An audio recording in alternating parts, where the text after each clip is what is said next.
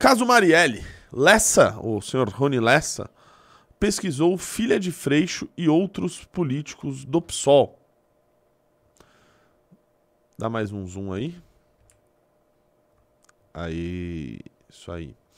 O ex-PM Rony Lessa, assassino confesso da vereadora Marielle Franco, utilizou uma plataforma de consulta e dados cadastrais para fazer buscas sobre a filha do presidente da Embratur, Marcelo Freixo, o deputado federal Chico Alencar, o ex-vereador Renato Cinco. Rony Lessa tinha à disposição acesso a uma plataforma chamada CC Fácil, que reúne informações sobre telefones, endereços, dívidas, ações judiciais e falências dos alvos de pesquisa. Segundo o relatório da PF, tornado público neste domingo, o delator utilizou a plataforma para levantar informações sobre potenciais vítimas, bem como sobre pessoas de seu interesse. A PF identificou 2 pesquisas pelo CPF de Isadora Freixo, filha de Marcelo Freixo, 4 do CPF de Renato Cinco e uma pelo CPF de Chico Alencar, sem especificar a data. E, enfim, acho que, na verdade, essa matéria é um pouco irrelevante, né? Parece que essas buscas foram feitas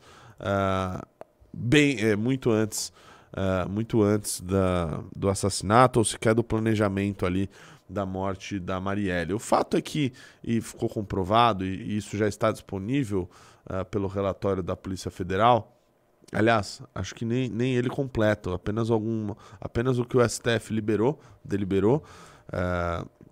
Inclusive as prisões preventivas foram feitas pelo ministro Alexandre de Moraes.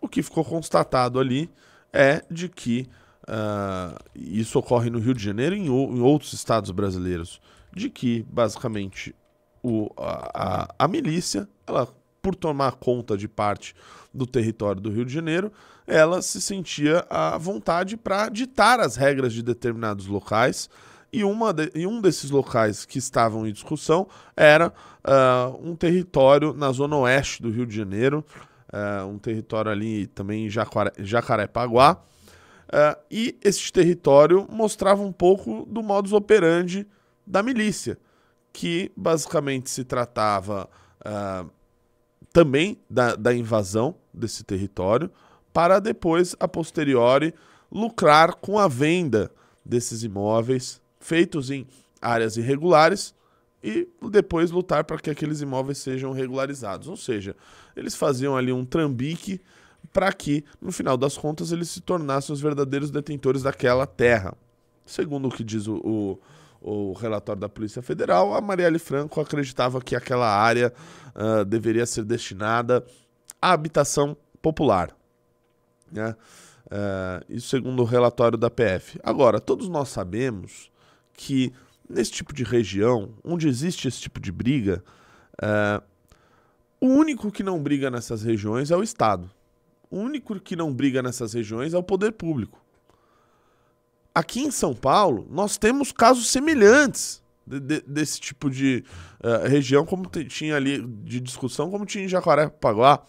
Você vai aqui na Zona Sul, no extremo sul da cidade de São Paulo, você vê o que o crime organizado faz de desmatar áreas próximas a regiões de mananciais para fazer construções ilegais, para vender para pessoas que não possuem recurso ou instrução, não possuem muito recurso ou instrução, e depois tratar de regularizar aquelas áreas e assim se tornar uma espécie de estado paralelo, onde eles obtêm controle total de determinada região. Essa mesma discussão que terminou nessa tragédia ocorre aqui também em São Paulo. Imagino que vocês que estão me assistindo aqui de outros estados conseguem imaginar que isso ocorra também nas suas cidades, nos seus estados, coisas parecidas. Porém, no Rio de Janeiro, né, e em outros lugares também, o único que não briga nessa região é o Estado. O que ocorre no Rio de Janeiro, geralmente, nessas áreas, é uma briga entre a milícia e o crime organizado, misturado com a contravenção. Ou seja, tudo que não presta acaba chegando para fazer essas brigas, que são brigas por território, que são brigas por influência, por poder e por dinheiro. O único que não chega lá é o Estado. Aliás, depois chega para fazer alianças com aqueles que vencem a guerra. Essa que é a verdade. Essa que é a verdade. Eu até conversava com alguns colegas antes de começar essa live, de que essa junção de tudo que não presta no Rio de Janeiro, de milícia, de crime organizado, de jogo do bicho, de corrupção, de tudo, né, que ainda está no Rio de Janeiro, nas instituições podres do Rio de Janeiro, eram até simbolizadas no governo de Sérgio Cabral, que era praticamente um sujeito que a coalizão que ele fez no Rio de Janeiro é diferente de coalizões que vocês costumam escutar na política, né? Juntou o partido A com o B, o centro com a direita. Não. Ali se trata de união e a junção de tudo que não presta simbolizada em uma pessoa. Simbolizada em uma pessoa. Você pega ali depoimentos do Marcinho VP, que nós vamos falar hoje nessa live, né? Já visto o que ocorreu no Lollapalooza. Foi no Lollapalooza, né? Pra não falar besteira. Isso. Foi no Lollapalooza. Lá com o filho dele. Era um sujeito que dizia que financiava a campanha de Sérgio Cabral, de que elegia deputados, de que em todas as suas entrevistas deixou muito claro a influência do crime organizado na política.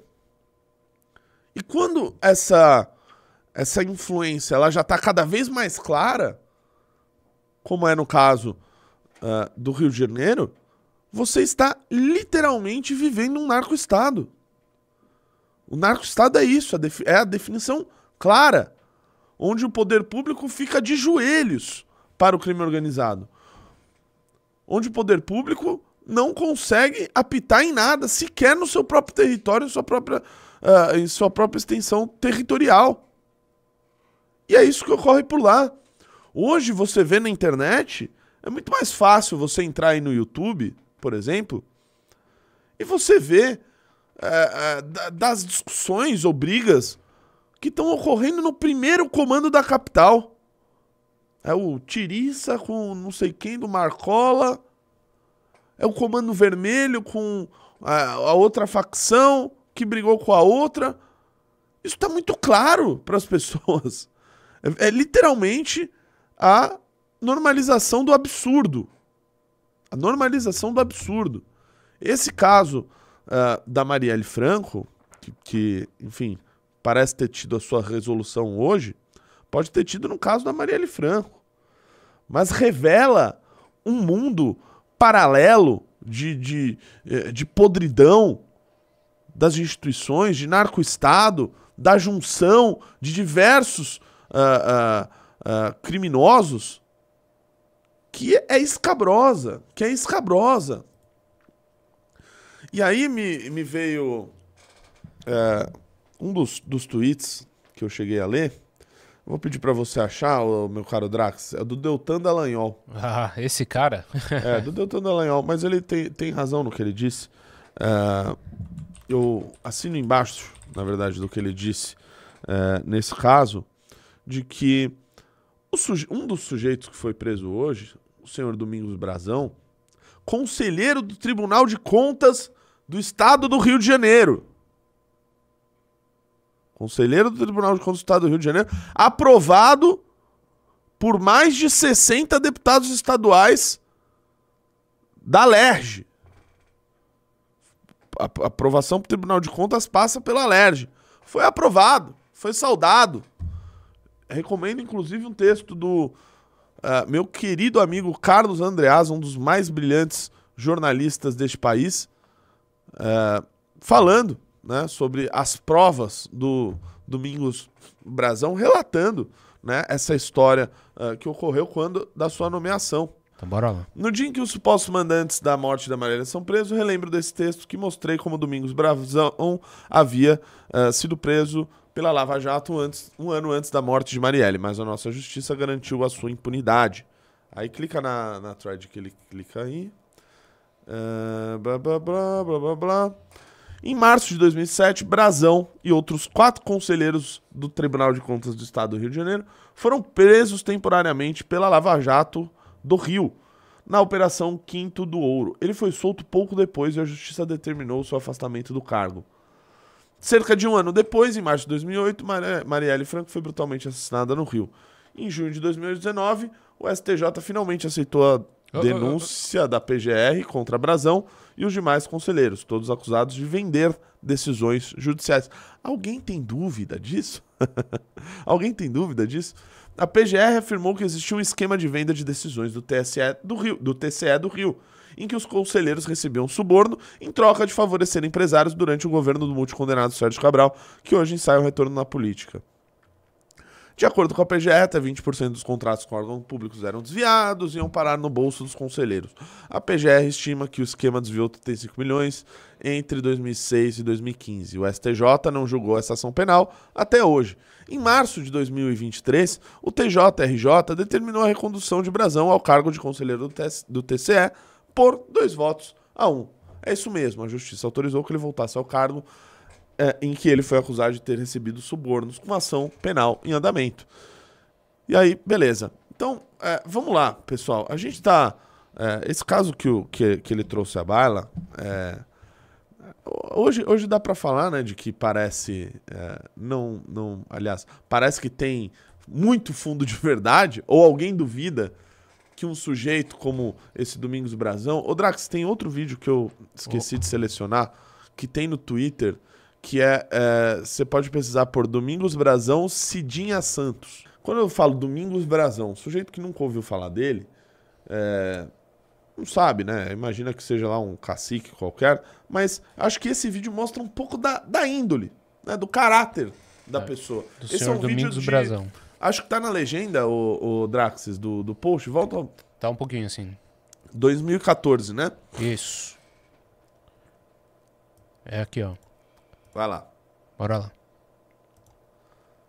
discussão começou na terça-feira na reunião do Colégio de Líderes, que discutem um código de ética da Assembleia Legislativa do Rio de Janeiro.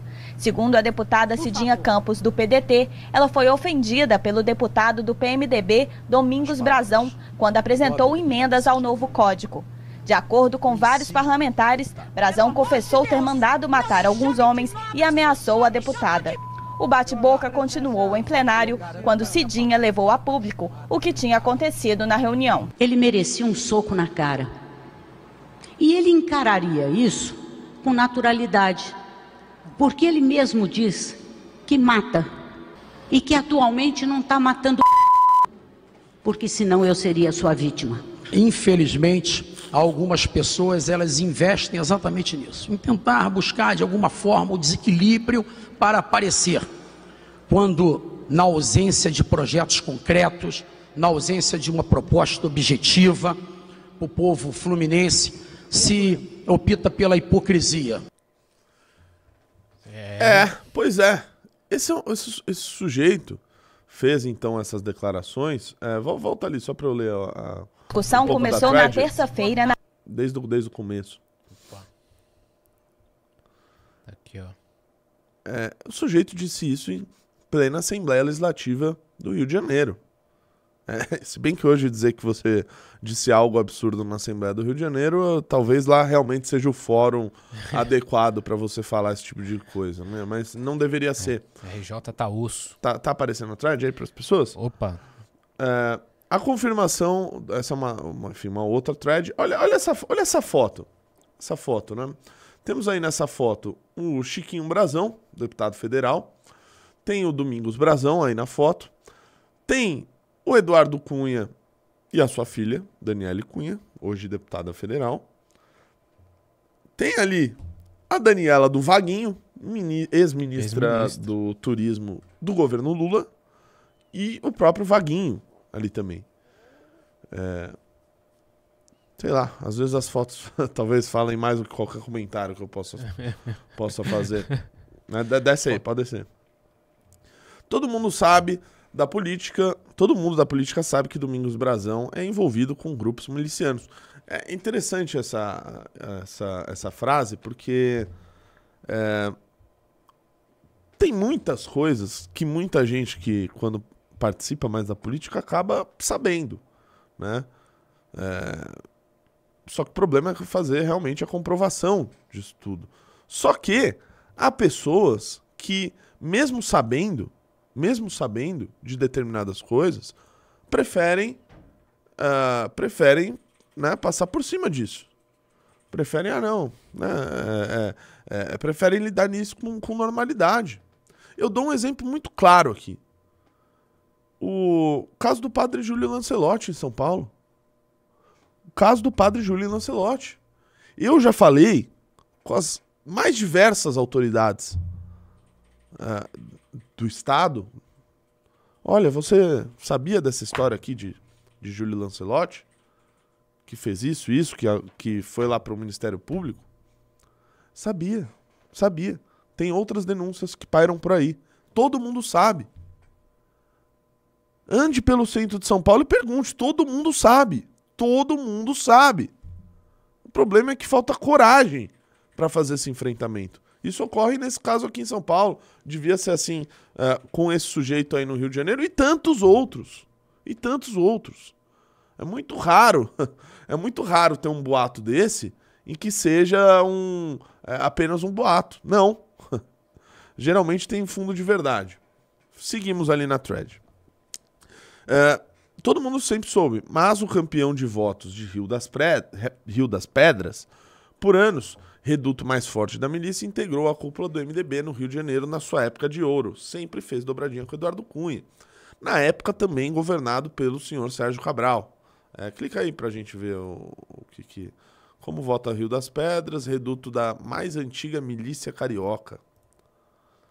Desde 2010, o jogo foi liderado principalmente pela família Brazão, tradicional grupo político da Zona Oeste.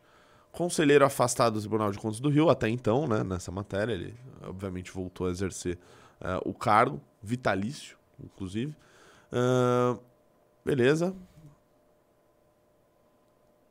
E aí tem o histórico, enfim, dos brasões, deputado estadual, vereador. Eles têm vereador, tem deputado estadual, federal, o outro virou conselheiro do Tribunal de Contas do Estado, enfim. Vamos seguir na thread. Na Lege, Brazão era poderoso, ainda que tenha sido mencionado na CPI das milícias de 2008 e que tenham cassado seu mandato por um tempinho em 2011. O motivo era usar a ONG Centro de Ação Social Gente Solidária para a compra de votos, mas ele ganharia os holofotes como uma briga. É engraçado isso, porque ele acabou sendo cassado pela compra de votos. A compra de votos talvez fosse um dos crimes mais leves. Perto do que ele já fazia, né? Exatamente. Vamos descer aí. A compra de votos com centros de assistência social e ONGs é uma outra prática antiga do Rio, com a qual a classe política dominante pouco se importa. Basicamente são ONGs e centros de assistência social que fazem literalmente o assistencialismo populista eleitoreiro legalizado. Daquilo que ele já fazia, né? Com aquela palavra com M aí. Exatamente. E aí, enfim, aí a pessoa que está ali na situação acaba praticamente sendo coagida a votar, né? Ao invés de deveria receber esse suposto auxílio deles e votar em outro, né? Mas tudo bem.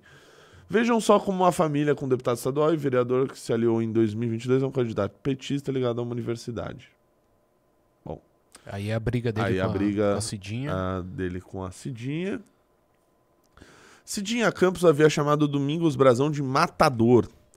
É que em 1987 ele atirou num homem pelas costas. Alegou legítima defesa. Pelas costas foi uma legítima defesa. O caso nunca foi a júri, jamais foi esclarecido. Ele e os irmãos, dizem os autos, andavam armados e eram envolvidos com grileiros da Zona Oeste. E essa briga de território na Zona Oeste, que nem eu citei aqui, também envolve a grilagem, né? Envolve grilagem, envolve desmatamento, envolve venda de lote ilegal, enfim, são vários os crimes, mas fazem parte de um pacotão. Desce aí. Na eleição ali de 2014, Domingos Brazão conquistou o seu 5º mandato de deputado estadual. Angariou 11.517 votos em uma zona eleitoral situada na Gardênia Azul. Por exemplo, também um reduto garantido da milícia por muito tempo, até a guerra dos últimos anos, sendo preciso. É verdade, porque agora também está em disputa esse território. Ah, mas é o Estado que chegou lá, é a polícia, é a prefeitura? Não. É outra organização. Outra organização. Cadê descer o nosso Bukele? Já em 2015, apadrinhado por Jorge Pisciani, então presidente da casa, Domingos Brazão confirmou a sua força política com a eleição para o cargo mamata mais desejado do Estado, de fato. Ser conselheiro de Tribunal de Contas no Brasil é talvez o cargo mamata mais desejado do Brasil.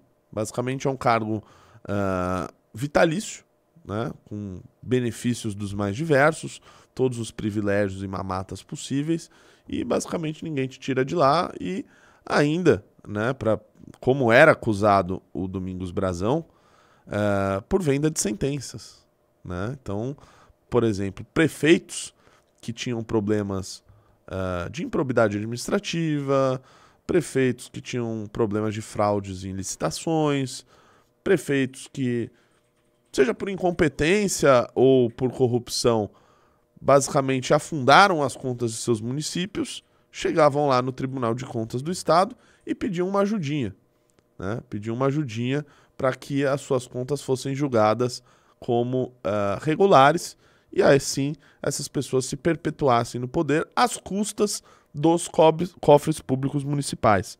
Isso não é só no Rio de Janeiro, mas também no Rio de Janeiro, para variar, mas ocorre em outros lugares. Não tenho dúvida disso.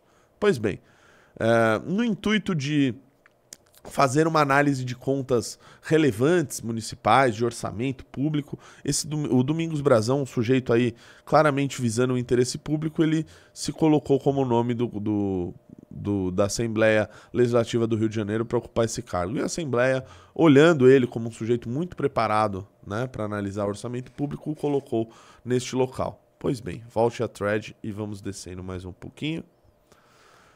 Nada, nem a falta de ensino superior, ele que não tem ensino superior, tá? Ele não tem ensino superior, ele foi colocado em um cargo onde ele analisa as contas de todos os municípios do Rio de Janeiro, inclusive do governo do estado. Nem a falta de ensino superior impediu os deputados de certificarem que Brazão cumpria os pré-requisitos para o desejado cargo. Reputação ilibada, conhecimentos jurídicos, contábeis e econômicos.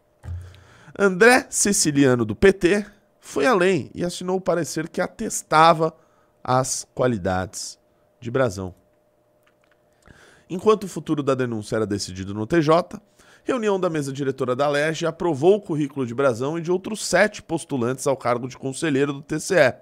O relator do PMDBista foi André Siciliano, que expediu parecer favorável à candidatura.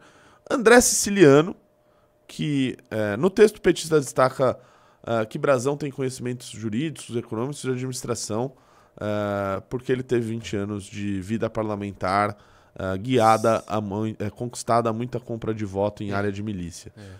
O André Siciliano, que também, né, é importante lembrar, era o recordista do esquema de rachadinha que ocorria na LERJ, aquele que implicou também em Flávio Bolsonaro, mas em praticamente todos os deputados estaduais, e ele no seu maior montante, que depois saiu candidato ao Senado no Rio de Janeiro, perdeu as eleições, né, depois de ter sido presidente da LERJ, e de alguma maneira ter, não compactuado, mas ter tido grandes alianças e uma boa convivência com figuras como a família Brazão e tantos outros que levam o Rio de Janeiro à desgraça que está hoje, mas com todo esse histórico positivo, hoje ele trabalha no governo federal. Também o senhor André Siciliano, acho que numa área de relações governamentais ou algo que o valha. Pois bem, seguindo.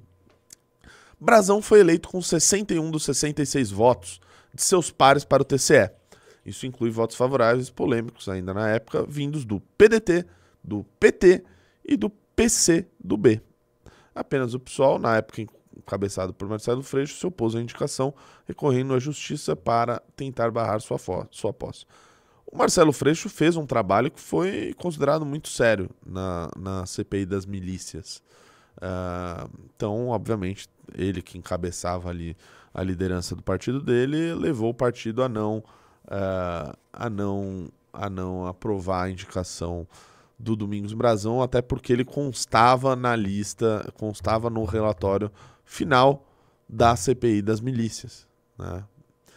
O curioso e o hipócrita do Marcelo Freixo é hoje ele lidar com aqueles, lidar e compor com certas pessoas que ele combatia, ou dizia combater há alguns anos. Vamos seguir na thread.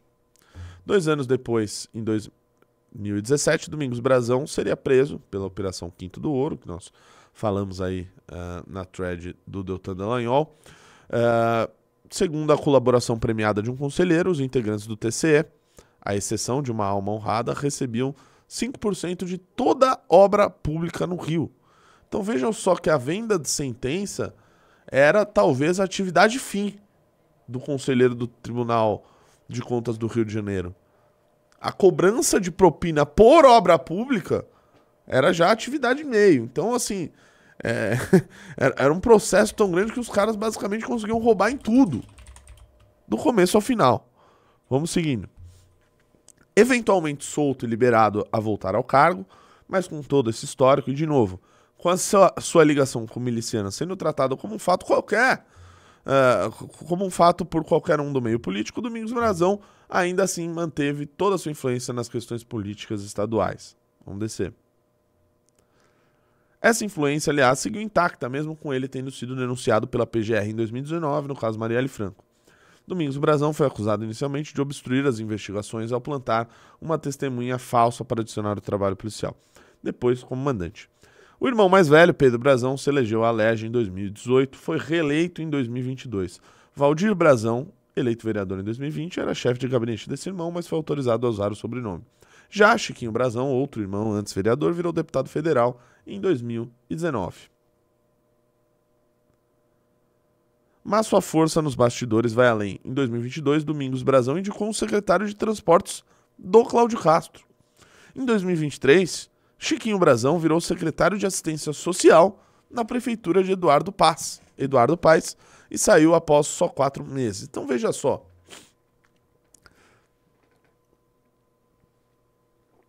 Hoje a gente está falando, falei do Marcelo Freixo,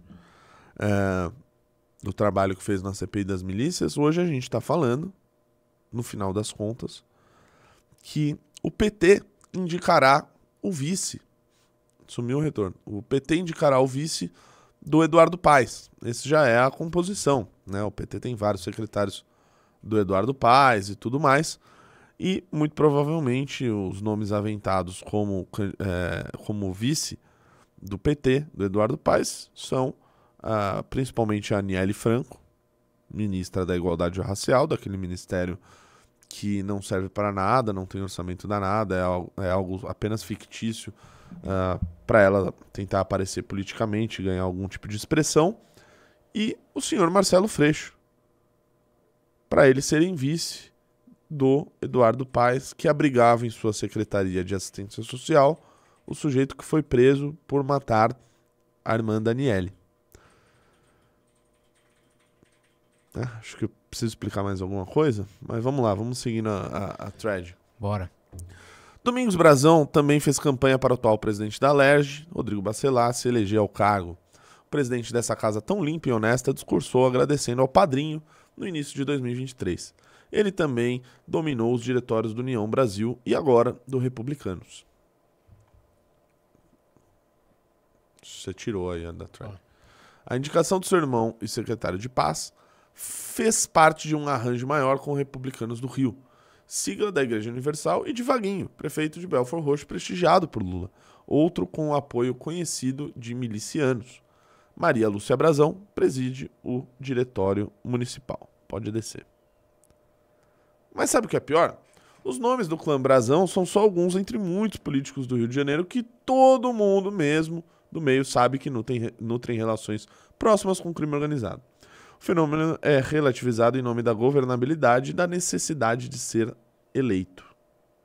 Clica No ano passado, autoridades fizeram um mapeamento oficial que identificou 300 currais eleitorais, entre eles Rio das Pedras, controlados pelo tráfico ou pelas milícias na cidade. O problema é antigo. 10 anos antes, nos idos de 2008, a Alerj criou uma CPI para investigar as milícias, após jornalistas que cobriam o tema terem sido sequestrados e torturados. As conclusões já apontavam para a influência das milícias no poder público, inclusive por meio de candidaturas próprias. Pois bem, isso corrompe até políticos jovens que queriam mudar as coisas aqui, visto com meus próprios olhos. A gente precisa fazer essa aliança pontual aqui, localizada para se reeleger. Precisa atender a essa demanda, ter boas relações, senão perde o cargo. Afinal, foram eleitos. Um candidato a deputado recebe o apoio de um vereador meio esquisito, e esse cara na ponta que é próximo dos criminosos, quem sabe dá para adicionar até uma outra camada. O vereador é eleito pelos líderes comunitários de áreas dominadas. Isso é o que mais tem.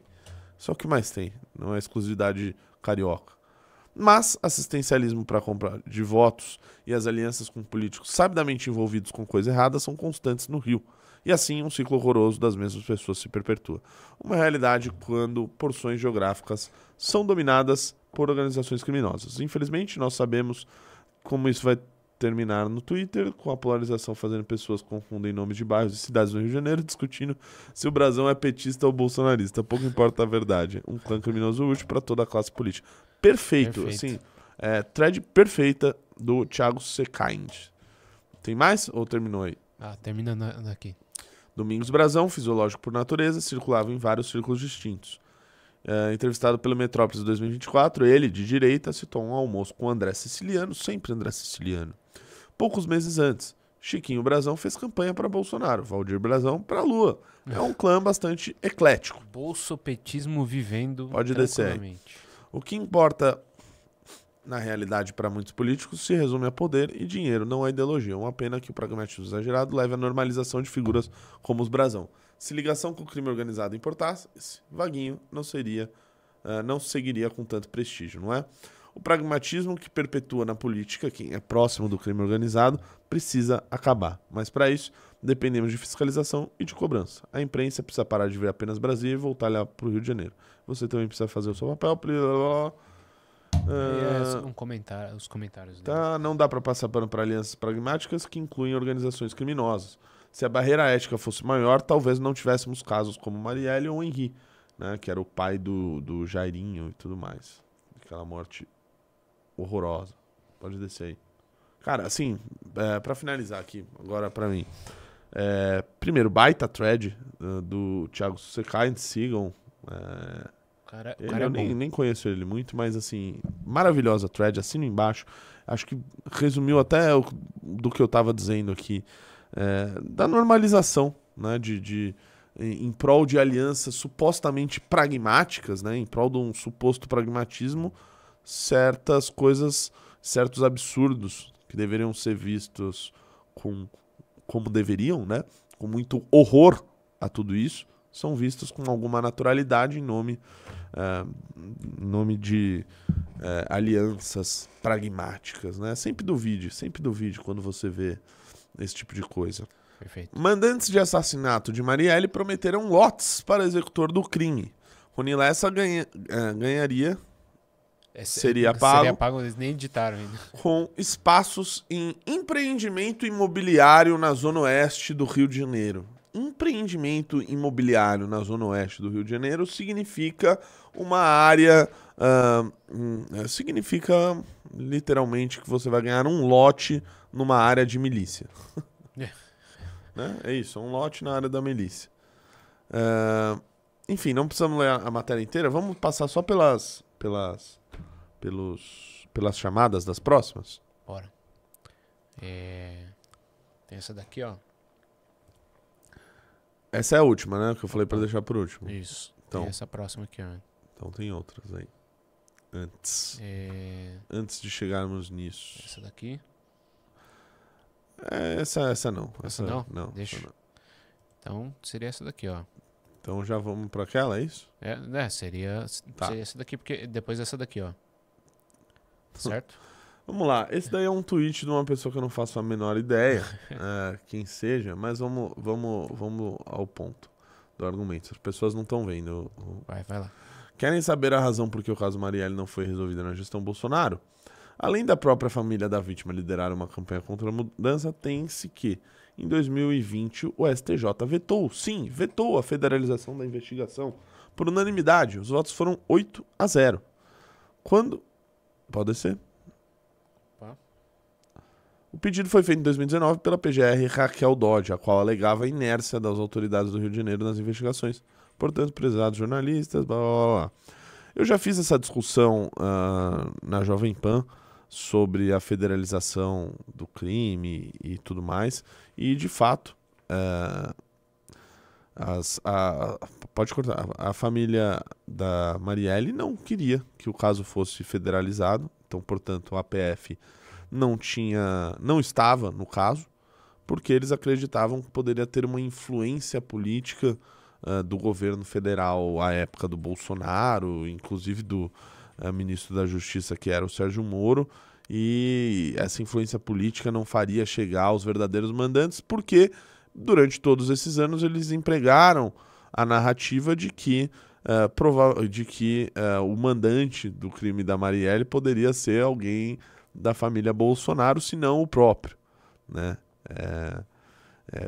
Por mais de 6 anos eles empregaram essa narrativa, que é falaciosa, é uma ficção, mas por causa da narrativa eles preferiram lutar contra a federalização do crime, o que adiou, como agora está mais do que comprovado, a resolução do caso. Por quê? Se o caso estava na Polícia Civil do Rio de Janeiro, que hoje tivemos o seu primeiro comandante sendo preso por obstruir as investigações e também por planejar a execução desse crime, tendo ele dito, inclusive, o cara tinha tanto controle do delito ali que seria cometido, do crime que seria cometido, que ele chegou até a adiar, né? Os criminosos tentaram, parece que matar ela um dia, ele disse para ser em outro, disse que não era bom ser perto da Câmara dos Vereadores, ou seja, o sujeito tinha comando total ali do crime e ele também tinha comando total da investigação. Então, vejam como as coisas são, né? Esse era um caso que poderia ter sido resolvido muito tempo antes, né? Só chegamos agora quando os criminosos fizeram a delação premiada, outras provas apareceram que pudessem fazer a ligação como é feita hoje. Agora vamos para aquela outra matéria. Essa é a próxima. Delação de Lessa não cita só detalhes do assassinato de Marielle, mas revela submundo da Polícia Civil. Vamos clicar nessa matéria, pois essa matéria é importante. Bora ler. Já assinou aí? Opa, assinado. Coisa linda. Desce aí. Tá na tela. Pode descer. Pode dar um zoomzinho também aí. Opa. Os míopes agradecem. A prisão do delegado Rivaldo Barbosa pela PF como suspeito do assassinato da vereadora Marielle Franco e do motorista Anderson Gomes explica o porquê de tantos inquéritos envolvendo matadores por encomenda ficarem nos escaninhos da Delegacia de Homicídios sem resposta até hoje. Veio da delação do assassino confesso da morte da parlamentar, o ex-policial Rony Lessa, a informação de que integrantes da Polícia Civil recebiam pagamentos para não elucidar o caso, um deles o próprio Rivaldo. Desce aí. Os dados foram checados pela PF e pelo GAECO e pelo Ministério Público do Rio, que confirmaram alguns dos pagamentos ao ex-chefe da Polícia Civil. As duas instituições foram responsáveis pelas prisões dos suspeitos. Ok, desce aí. Calma, não desce tanto. As buscas realizadas amanhã desse domingo nas casas do delegado Ginilton Lages e do comissário da Polícia Civil Marco Antônio de Barros Pinto, que atuaram na primeira fase do caso Marielle, reforçam a suspeita de atuação da DHC, essa Delegacia de Homicídios, para atrapalhar o caso. A partir das buscas realizadas hoje, a PF pretende descobrir outras pessoas suspeitas, não só de criar obstáculos nas investigações do duplo assassinato da parlamentar e do motorista, mas também de outros crimes. Isso prova mais uma vez que a morte de Marielle desvendou o submundo do crime das ligações policiais corruptas com organizações criminosas. Desce mais. Segundo fontes que investigam os casos, a colaboração do Lessa e do Elcio de Queiroz foram contundentes e confirmadas com provas robustas pelos agentes federais. Ricardo é classificado na denúncia como partícipe do crime, na linguagem jurídica, como um garantidor de que o crime não seria elucidado. Daí a farsa montada em maio de 2018, menos de 2 meses após a execução da vereadora de seu motorista. Na época, Rivaldo levou a testemunha Rodrigo Ferreira, o Ferreirinha, para Ginilton e Marco tomarem seu depoimento. A falsa testemunha apontou o miliciano Orlando Oliveira de Araújo, Orlando da Curicica, e o vereador Marcelo Siciliano como autor e mandante do crime. Desce aí um pouquinho que não dá pra ver. Tudo não passava de uma cortina de fumaça ou embuchamento no jargão policial para que o caso fosse atribuído a eles e encerrado rapidamente. Havia um grande clamor pela situação. Blá, blá, blá, blá. Pois é. Rivaldo era uma pessoa de frente para os holofotes, outro diante de... Ok. Pois é. Então, assim, você vê que essa delegacia de homicídios do Rio de Janeiro, ela... Pra mim, ela deveria ser fechada. E acho que quase todo mundo que trabalha lá deveria ser preso.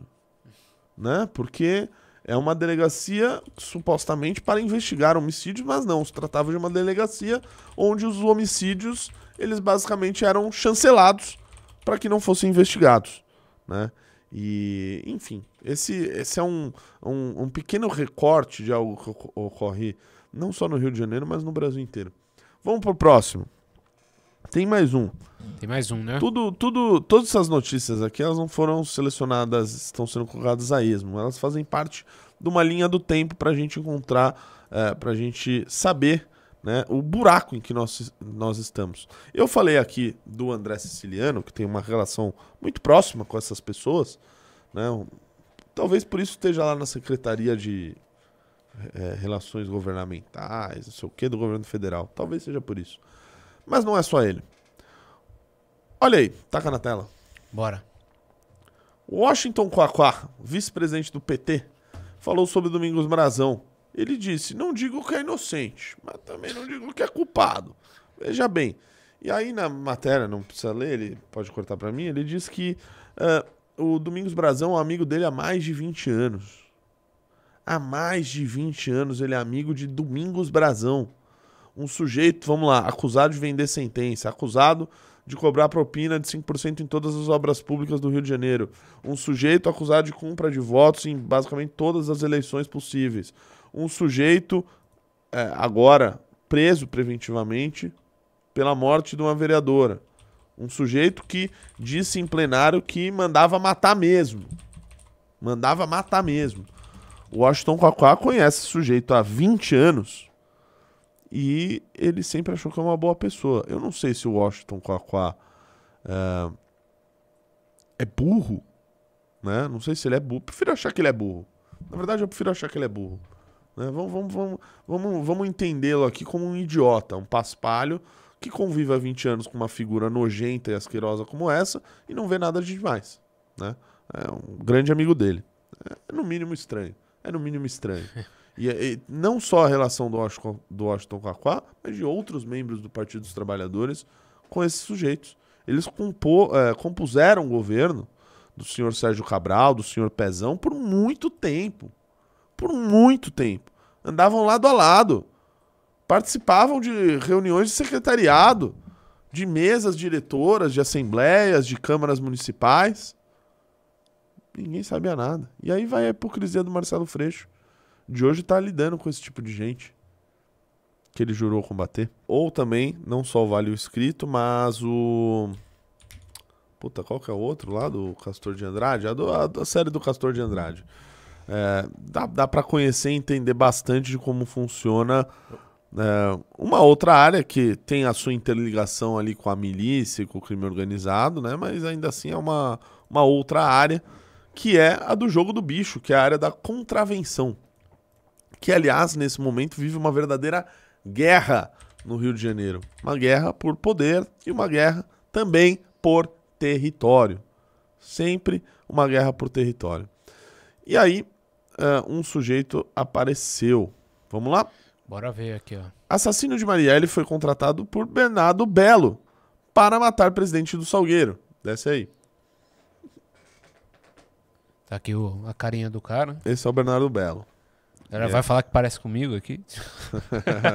Verdade, verdade. Pior que se eu tirar o bigode aqui.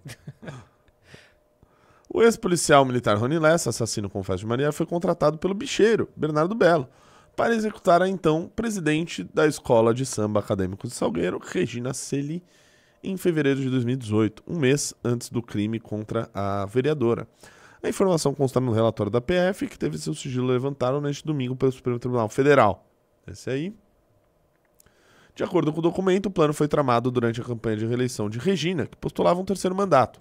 Belo, hoje foragido da Justiça, defendia o candidato da oposição, André Vaz. A então dirigente da agremiação, segundo a PF, era alinhada com Xana Garcia. Olha a Xana Garcia aí, filha do bicheiro Valdomiro Paes Garcia, o Maninho, morto em 2004. Você deve falar, olha a Xana aí, então realmente esse nome é engraçado, mas é por causa, para quem assistiu o Vale o Escrito, conhece esses nomes ali da série, né? Em sua delação, Lessa relatou que monitorou Regina Celi com o mesmo carro usado no assassinato de Marielle, o Chevrolet Cobalt Prata, e planejava matar a então presidente Salgueiro no mesmo bairro em que a vereadora morreu, o Estácio, na região central da cidade. O crime acabou não sendo levado a cabo. Olha só, quanta coincidência. O Rio de Janeiro é a terra das coincidências, né? É a terra das coincidências, né? Onde, basicamente, certos matadores de aluguéis são contratados pelo crime organizado, pela milícia, pela contravenção, para realizarem seus crimes, né, e participarem dessa disputa por poder, dinheiro e território no Rio de Janeiro, que muitas vezes acaba sendo investigado pela Delegacia de Homicídios, que basicamente atrapalha qualquer tipo de investigação, né, como fez aí nesse caso, né, em parte de algumas pessoas da Polícia Civil, como esse sujeito Rivaldo, que foi preso hoje, que não deixam que esse tipo de investigação avance. Então, olha só que caldo perfeito para a bandidagem.